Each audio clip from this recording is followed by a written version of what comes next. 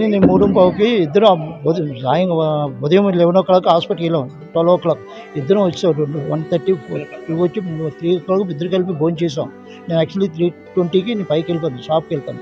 అలాగే నేను మా మిస్సెస్ చెప్పేసి వెళ్ళిపోయిన తర్వాత నేను 7:30కి వచ్చాను. 7:30 ఆ టైంకి వచ్చి డోర్ తీసింది.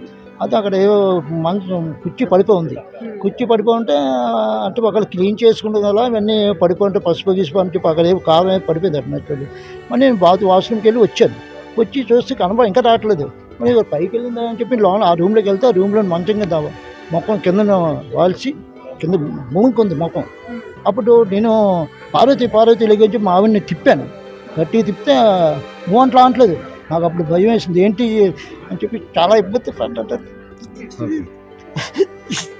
అప్పుడు పక్కనే మా ఫ్రెండ్ ఫోన్ చేశారు, మా పక్క వాళ్ళు చెప్పాను. వాళ్ళు అన్నారు బ్లాక్ అయిపోయింది ముఖంతోనూ. 108 ఫోన్ చేశారు. వాళ్ళు వచ్చారు. తర్వాత డిపార్ట్మెంట్లో వచ్చారు అందరూ. అది పిల్ల పార్వతి 53 స్టార్టింగ్ అని అపార్ట్మెంట్ కొనుక్కోను, ప్లాట్ కొని మా ఓనే. నేనంటే కరోనా నుంచి ఉంటున్నాం. అది ఓపెన్ 9 స్టార్టింగ్ నుంచి అపార్ట్మెంట్లో ఉన్నాం.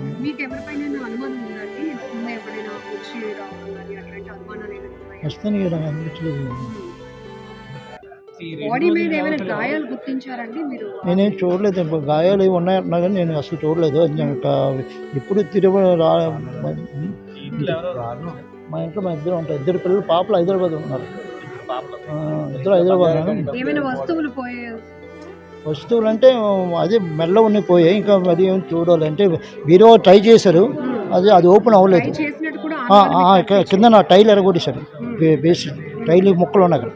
అదే ఫ్రంట్ లాక్ నా దగ్గర ఉంది, లాన్ లాక్ వాళ్ళ దగ్గర ఉంది. అందువల్ల అది అనుకున్నాను. అది ఒంటి మీద బంగారం లేదు. నేను ఫస్ట్ నుంచి చూడలేదు.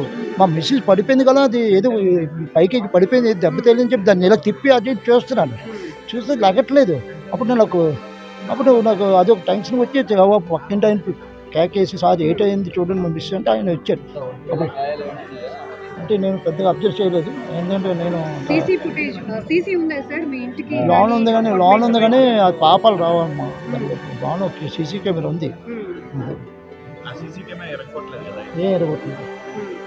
మీరు వచ్చి ఎంతసేపటికి మీ వైఫ్ అసలు పలకలేదు? నేను ఇది వాష్రూమ్కి వెళ్ళి పైకి వచ్చాను.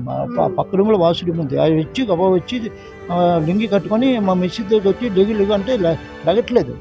ఏమిటి అని చెప్పి మొక్కం తిప్పి ఇలా కదిపాను. అప్పుడు ఇంక అసలు ఏమీ లేదు. నేను అనుకున్నా ఏదో పైనుంచే పడిపోయి దెబ్బ తడిసింది కదా అని చెప్పి ఇదంతా చూస్తుంటే కనబడలేదు నాకు.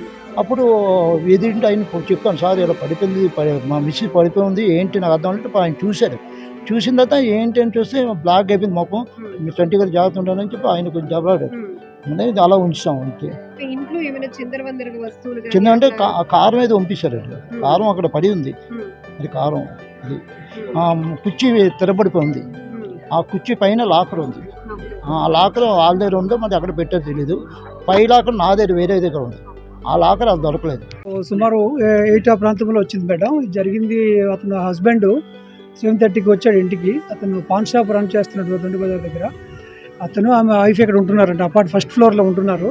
వాళ్ళకి 2 ఆడపిల్లలు ఉన్నారు. 2 ఆడపిల్లలు హైదరాబాద్ ఉంటారు. అయితే అతను 3:30కి వెళ్ళాడు ఇంటి దగ్గర నుంచి. తర్వాత 7:30కి వచ్చాడు. అయితే ఆవిడ మధ్యలో ఇద్దరికి కాల్ చేసింది. 5:15 కూడా తోడుకోళ్ళకి కాల్ చేసింది ఆవిడ. సో అంతవరకు ఆవిడ లైవ్. ఇతను వచ్చేసరికి కింద పడి ఉంది. డిస్టర్బెన్స్ అక్కడ స్ట్రగుల్ మార్క్స్ అవి ఉన్నాయి. ఒంటి మీద ఉన్న బంగారు వస్తువులు అవి లేవు. కాబట్టి ఎవరైనా అన్నోన్ వ్యక్తులు వచ్చి కారం పొడి జల్లి ఉంది కింద, చనిపోయి ఉంది. బంగారం అంటే వస్తువులు మటర్ ఫర్ గెయిన్ కింద భావిస్తున్నాం ప్రాథమికంగా. అన్ని చల్లా చెదరై ఉన్నాయండి. ఏ వస్తువులు పోయినా ఇంకా వాళ్ళు ఇంకా వెరిఫై చేసి చెప్తారండి. వాళ్ళ బంధువులందరూ వస్తున్నారు, చూసుకొని చెప్తారు.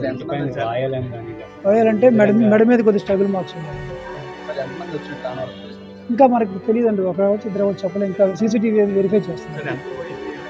అది కూడా పూర్తిగా తెలియదు. ఎందుకంటే వాళ్ళ మెడలో ఉన్న వస్తువులు పుస్తులు తాడు, నల్ల పుస్తులు తాడు, చెవులు అని చెప్తున్నారు హస్బెండ్. ఇంకా బ్యాగులు అవి అన్నీ ఇంట్లో చూసాక అప్పుడు చెప్పిస్తుంది. బ్యాంగిల్స్ కూడా పోయింది. చిన్న స్ట్రగుల్ మార్క్స్ ఉన్నాయి.